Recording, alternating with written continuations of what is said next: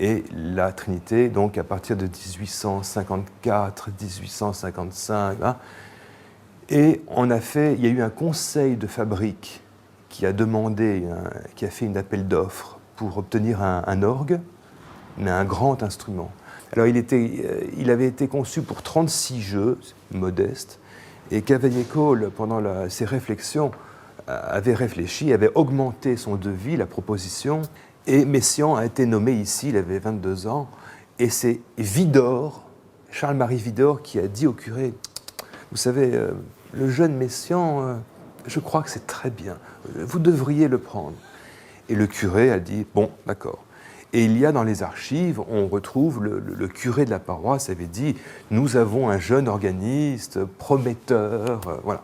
We're in the organ loft at the Church of the Trinity in central Paris, where Messiaen was organist from 1931 until his death in 1992. So over 60 years he was the organist here. It's an enormous church, not only a central Parisian church, but possibly the most central church in Paris. I'm sure that it wasn't necessarily the most glamorous of Parisian churches. It's not Notre Dame, it's not Saint-Sulpice. So I think there was a very lovely devotion to this place that has nothing to do with glass or architecture. It's a much deeper thing. It was his parish church. The irony, in a way, is that Messiaen used this great romantic organ for his most modern experiments. For Messiaen, this was a great sort of sonic paint box, if you like, and he would come here and experiment with the extraordinary sounds that he could conjure out of this amazing instrument.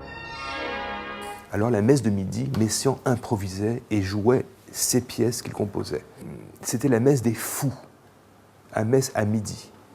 Here more than anywhere, more even than I think sitting in private at the piano at home, he would try out the boldest things. And we know that when he wrote works for organ, he would write the composition, he would write the notes, as it were, and then he would come and experiment for hours, I mean often weeks on end. It was a fantastic resource for him, and I'm sure enormously influenced the colours that he put not only into his organ music, but also into his orchestral works as well. La première fois que j'ai rencontré Messiaen, c'était en 1977. Et avec mon professeur à l'époque, qui était Jacques Picot, dans la maison Beucher de Bière, qui était la grande manufacture d'orgue française à cette époque-là. J'ai commencé là, avec Picot.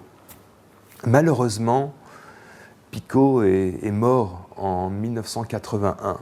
Et à la fin des obsèques de Jacques Picot, Grunewald et Messiaen étaient venus, puis j'étais mais très triste. Et Messiaen m'a dit, avec Grunewald, écoute, travaillez, avancez, bossez beaucoup, et on va vous aider.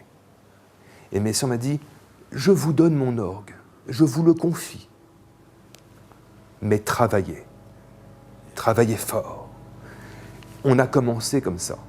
Alors voilà, c'est le début ici. This is all part of Messiaen's rather joyous approach to religion. It was never miserable. He hated talking about suffering. He couldn't bear to write music that was about suffering. He wanted to talk about joy. He wanted to talk about, the almost ecstatic aspects of religion.